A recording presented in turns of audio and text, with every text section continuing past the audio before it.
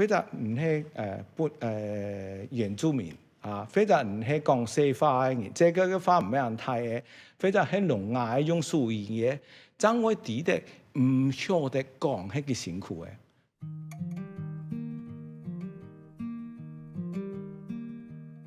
我姓劉，我係梅縣客，我本身咧工作係做翻譯嘅，會講國語，或者普通話，講廣府話，講法文同講德文，當然會講客話啦。有其他嘅我都會講，有做法會講，但係都冇即專業啲都會講。做翻譯個路易比佢話去，我哋喊到傳話，唔等於係代表人家。唔係自家上，所以我覺得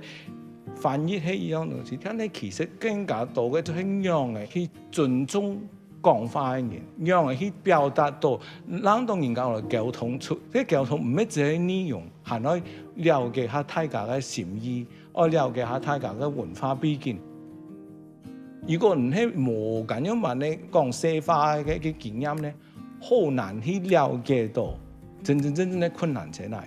冇啲嘅困難嘅話，就好難去幫到人家來溝通。嗰個背後嘅內容唔係一天我講得出來嘅。嗰個真正翻譯嘅人家我好像魔術入邊。比較來講，個上年啲嘅客人。即係紐西蘭來講人家問唔話唔叫人係香港人，人話係咪同嘅橄欖球隊嘅傾樣啊？唔同啊，同唔係 All Blacks 嘅客家都冇關係嘅。其實客人這歷史啲都後面都走出來都好多嘅無論係從北方到南方來講也好從南方之後出來外邊出來東南亞出來太平洋，或者去更加遠嘅地方都出來好多，但係好多人都唔知得，因為我哋除咗話鄉下有聯繫之外，好少人我講出來話我係客人外國地方唔見到中國人，我講乜嘅話唔話曉唔曉得講廣東話或者曉唔曉得講國語？好少話會講方言嘅咩？好少話唔顧得到叫佢自己講馬話。實際上來講，我哋冇自家嘅地方，好多人都係做客，好多人都愛融合，唔愛潛工作，唔愛喺政府做事，愛有機會想出頭，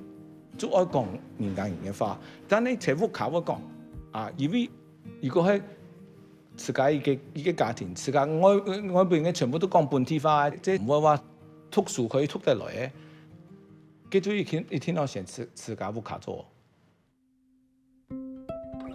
如果咁樣話咧，可以自個來講，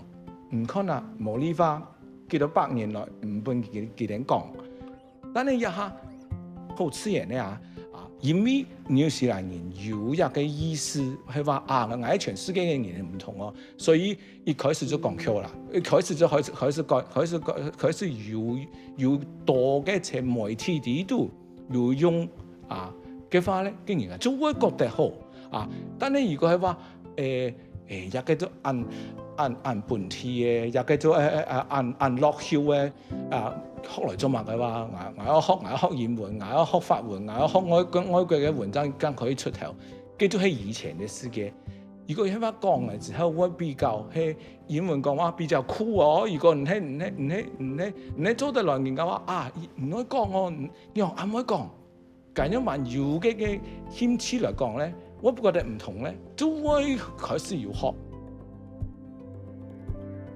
係咪愛保存一個話咧，係比較困難，當然嘅，因為學話人越來越少。天然問題咧，學話人少嘅時候，人家話跟硬係溝通話，跟樣溝通話，用英文或者用乜嘅國際語言嘅係一個方法。天然嘅方法就係咩嘅？你傾唔聽我咯，但係寫語言佢同原住民嘅語言一樣寫唔來嘅，冇嗰個天字嘅記錄嘅，經常係用天字來翻譯嘛。所以究竟以後我樣嘅保存咧，唔係只係愛講 Q 嘅東西，愛樣係可以用來符合一下世界、一下社會嘅咧，嘅再通路咯。如果我哋唔去利用自家嘅方法，利用自家嘅腦來增加講法嘅話，佢對自由會越來越減少。真正愛保存，一定要有一個意思，一定要有人啊，還有愛有一個大家有一個目的咯，嗬啊！如果係愛去潛藏鄉下啊，或者愛了解山歌啊，或者愛了解人哋嘅文化，始終都愛學到啦。如果唔愛學到啦，冇辦法。我唔會話驕傲，我輕講咧，叫做抗然咯啊！但係我有啲開始啊，我唔怕笑，我唔怕講得錯，我唔怕混合來同人家講。希望大家都會傳落去，因為有到年化來表態，當然係會唔同嘅。係